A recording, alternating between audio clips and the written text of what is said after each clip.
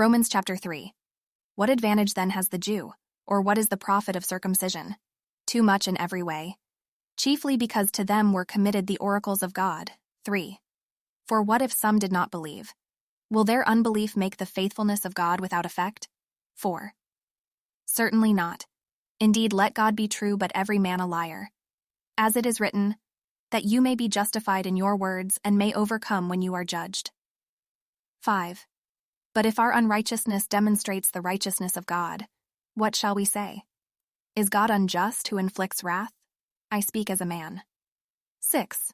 Certainly not. For then how will God judge the world? 7. For if the truth of God has increased through my lie to his glory, why am I also still judged as a sinner? 8. And why not say, let us do evil that good may come, as we are slanderously reported and as some affirm that we say, their condemnation is just. 9. What then? Are we better than they? Not at all.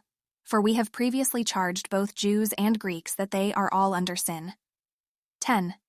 As it is written, there is none righteous, no, not one. 11. There is none who understands. There is none who seeks after God. 12. They have all turned aside. They have together become unprofitable.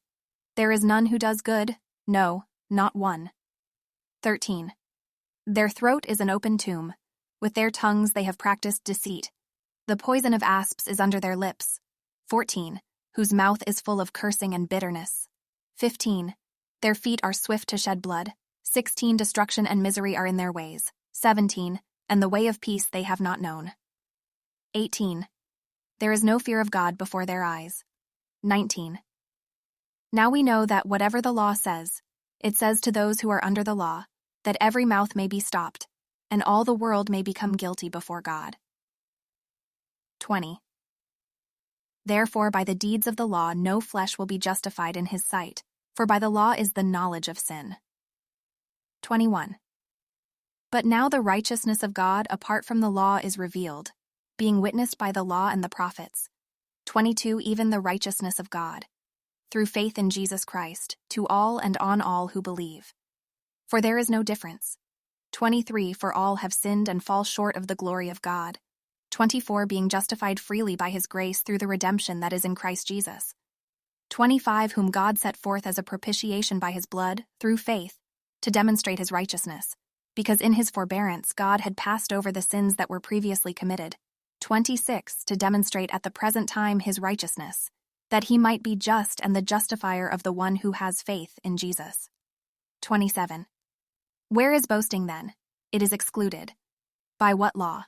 Of works? No, but by the law of faith. 28. Therefore we conclude that a man is justified by faith apart from the deeds of the law. 29. Or is he the God of the Jews only? Is he not also the God of the Gentiles? Yes, of the Gentiles also. 30. Since there is one God who will justify the circumcised by faith and the uncircumcised through faith. 31. Do we then make void the law through faith? Certainly not. On the contrary, we establish the law.